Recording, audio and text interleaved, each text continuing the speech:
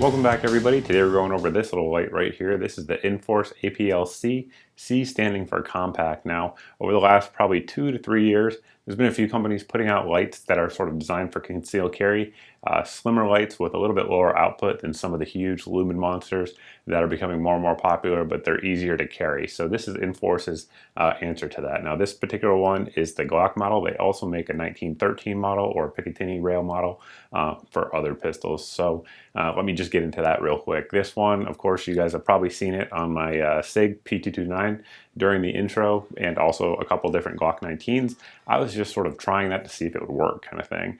Inforce recommends that if you're going to use this on a Glock, that you get the actual Glock model, and the reason for that is basically the way this cross slot works with the different rails out there. So you can see the difference in the two that I'm rolling up here on your screen, and there's a different position for each. Now, again, this one's designed primarily to function and fit nicely with the Glock 19 or 23, but it will fit all of the Glock models just fine, even the larger ones if you guys want to use it for both. But basically, they found that in their testing, due to the way they want the paddles to line up and be nice and secure and easy to fit, that some of these just won't work well on certain pistols. Some of the HK ones are a good example. Some of the early M&Ps, like the M&P 1.0 series, and I'm sure there's many others.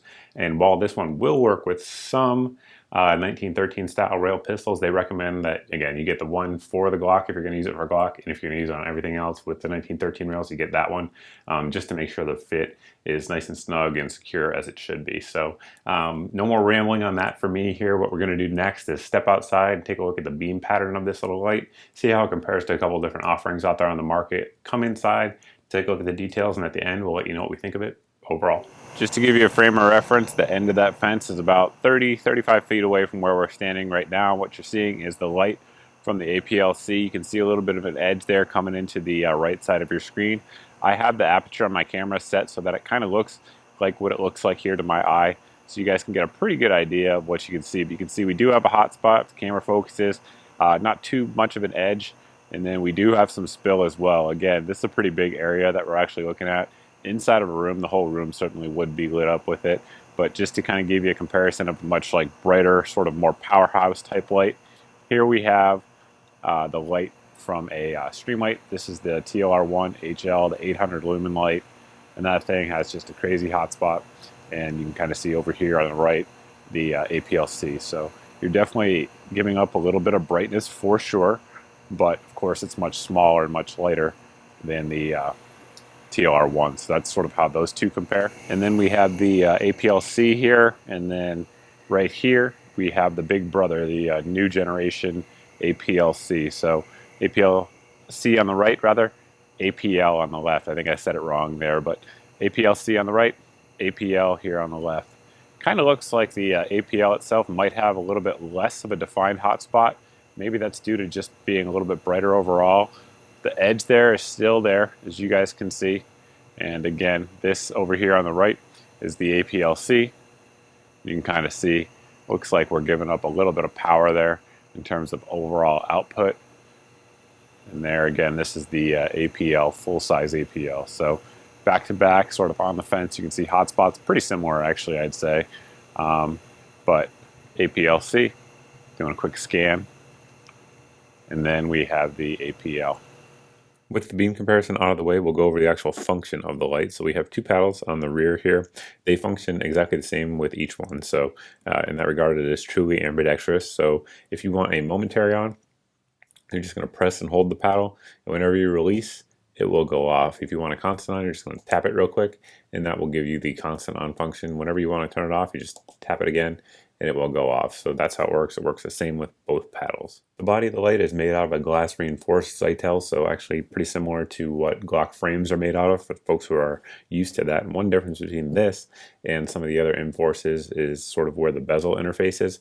And I suppose I should mention this real quick as well. So when it's all the way down, in terms of tightened, that's when you'll get your function out of it. Now, if you want to lock it out, if you want to make sure there's no way that it can actually come on accidentally or negligently, depending on your situation, you turn the bezel out a quarter turn, and that will lock it out. But if we pull the bezel all the way out, you can see, of course, that is the LED in there. It's got a little bit of a sort of an orange peel style texture to it, and that's what gives you that nice wide flood that we saw outside. But one thing that's different from some of the earlier Inforces is that we have aluminum on the inside, if you guys can see those threads in there. So some of the earlier ones didn't have that. They had some problems with cracking around there. Not seen that at all, of course, with this one. So it is powered by one CR2 battery. It's a lithium battery.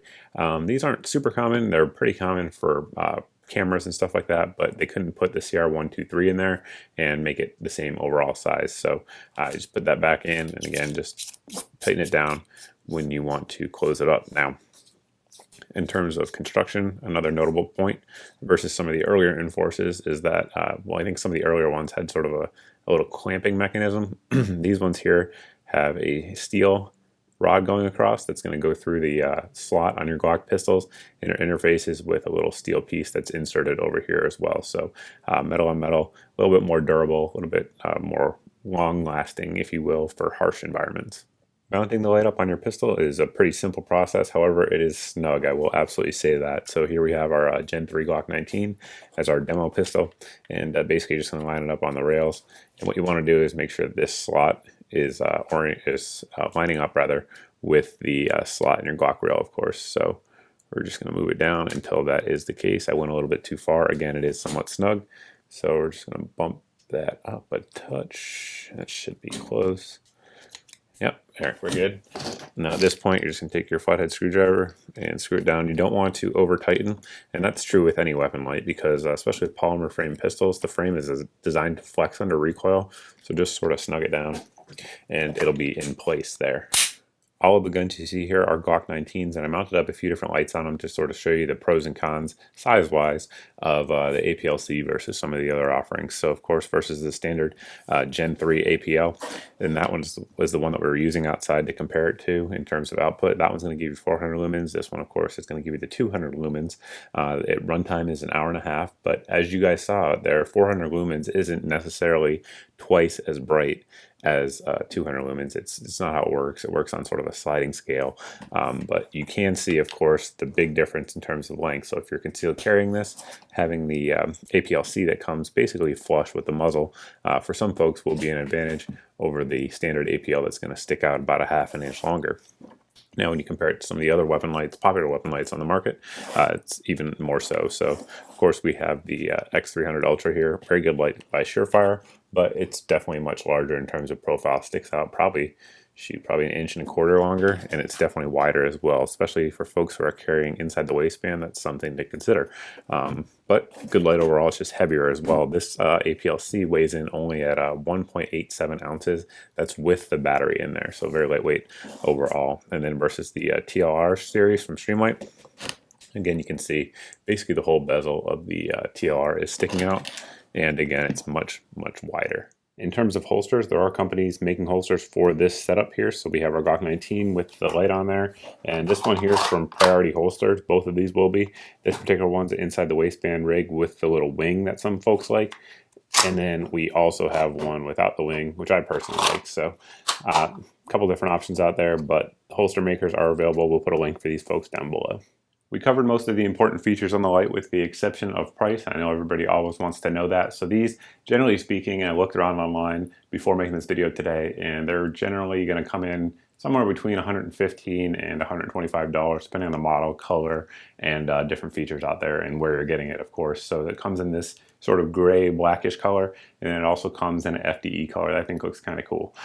So those are the options out there, and the pricing is the same for the 1913 rail models. The actual lights are exactly the same, again, with the difference being the position of the crossbar and just the width of it, making sure it can fit just fine on those 1913 rails. So that's pretty much it. Basically, we've had zero issues with it at all. Never flew off a gun, nothing cracked, everything was good, and worked when we wanted it to work. So this particular light has been very good. I know Inforce in the past has had some problems, and we talked about that with the aluminum in there, and they've sort of designed these new, I guess they're Gen 3 lights, to sort of not have those problems. And looking around the internet, everything I've seen is that definitely seems to improve in the ruggedness and durability and all that stuff. seems to be much better than it used to be. I had one crack on me years ago, but other than that, they've been good, including this one. So again, we'll put the links down below for this, but if you guys have any questions or anything like that, you can always post down below in the comment section. You can also post over at my Facebook page as always. But thanks for watching, guys. Thanks for subscribing. If you're a new viewer here and not subscribed and you like what you saw, please go ahead and hit that subscribe button, and we'll see you guys in the next video.